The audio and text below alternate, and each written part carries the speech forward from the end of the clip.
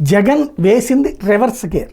ఎందుకంటే దాడులు, ధ్వంసాలు, ఆస్తుల ధ్వంసాలు, ప్రాణాలు తీసే స్థాయికి వచ్చేసింది ఫైనల్గా. ఇప్పటికే తలలు పగలగొట్టడాలు, ఆస్తుల ధ్వంసాలు ఇవన్నిటి నుంచి ఇప్పుడు ఏకంగా ప్రాణాలు తీసే స్థితికి వచ్చింది. పోలీసులు మనల్ని ఏం చేయరు, ఒకవేళ కేసులో అయితే గీతే అరెస్ట్ చేస్తారు, జైలుకి పంపిస్తారు అనేటువంటిది వచ్చినప్పుడు ఎవరికి కూడా నేరం చేసేవాడికి ధైర్యం వచ్చేస్తుంది.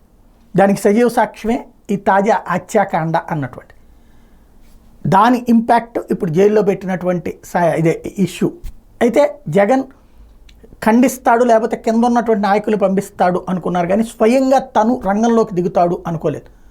ఒక 6 నెలల దాకా ఏం చెయ్యరు అనుకున్నాడు. కానీ ఎప్పుడైతే జగన్ జనంలోకి రావటం, దీని మీద తను వెళ్తూ ఉంటే, అంటే మామూలుగా ఇదివరకు అంటూ ఉండేవాళ్ళు హెలికాప్టర్లో విమానాలు వెళ్తాడు, ముఖ్యమంత్రులు ఎప్పుడు అదే రూట్లోనే వెళ్తూ ఉంటారు. అది అంతకుముందు చంద్రబాబు ఉన్నా అదే రూట్లోనే ఉంటారు. కాకపోతే బై రోడ్డు వెళ్తే ఎట్లుంటుంది అన్నటువంటి విషయం స్పష్టమైంది. నిన్న 2.5 గంటలు పట్టాల్సినటువంటి దాదాపు 6-7 గంటలు పట్టింది అక్కడికి వెళ్ళడానికి. అంత జనం ఎక్కడికక్కడ ఆపడం, ఆగటం, చివరికి ఆయన వెహికల్లోనే కూర్చుని ప్లీజ్ వెళ్ళిపోతానంటే లేదు లేదని చెప్పి బయటికి కేకేయడం, సెల్ఫీలు తీసుకోవడం, ఈ స్థాయిలో సాగింది.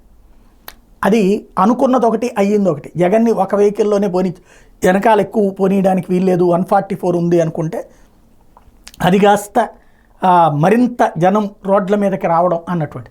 అంటే జగన్కి జనం వదిలేశారు అని చెప్పాలనుకుంటే జగన్కి జనాదరణ ఏంటి అన్నటువంటిది కనిపించడం అన్నదే ఇక్కడ కీ అయ్యింది.